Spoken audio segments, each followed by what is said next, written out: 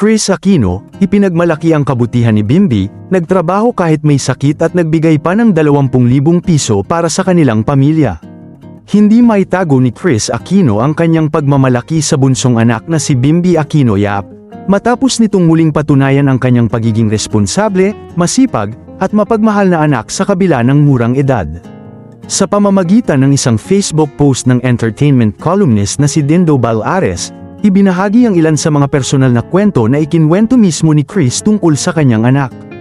Ayon sa Queen of All Media, lalo niyang napatunayan na lumaki si Bimby na may malasakit sa kanilang pamilya at handang gampanan ang mga responsibilidad nito.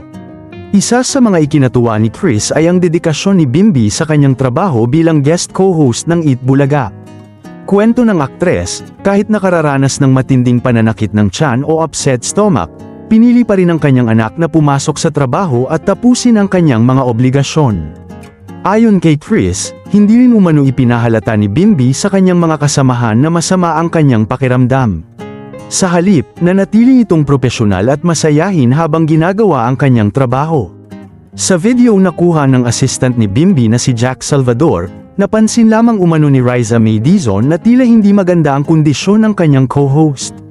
Makikita raw sa naturang video na malumanay na hinaplos ni Riza ang tiyan ni Bimby habang kinukumusta ang kanyang kalagayan, isang simpleng eksenang ikinatuwa rin ng maraming netizens dahil sa magandang samahan ng dalawa. Ngunit hindi lamang ang kanyang pagiging propesyonal ang ipinagmamalaki ni Kris.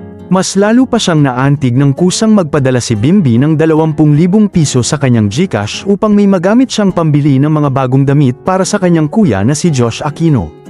Ayon kay Kris, ang perang ipinadala ni Bimby ay inilaan para makabili ng mga damit ni Josh mula sa isang plus-size clothing brand, tanda ng pagmamalasakit nito hindi lamang sa kanyang ina kundi maging sa kanyang nakatatandang kapatid.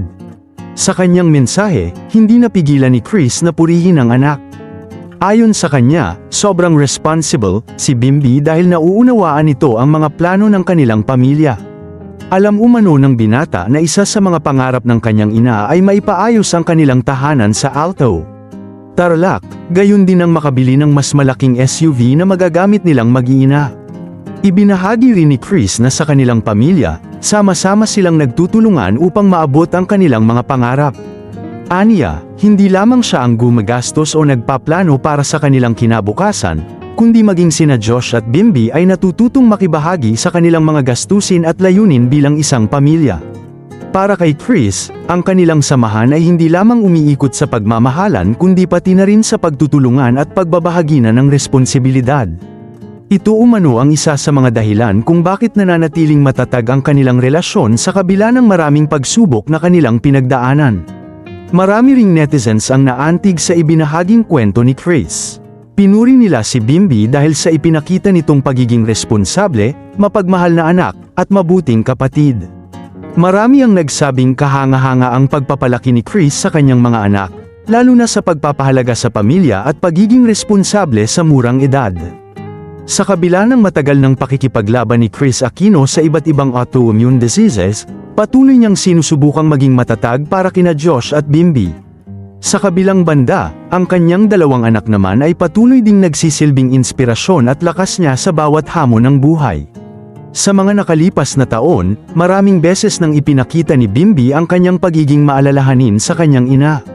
Habang unti-unti siyang nagiging bahagi ng mundo ng showbiz, mas lalong nakikita ng publiko ang kanyang pagiging magalang, responsable, at may malasakit sa kanyang pamilya.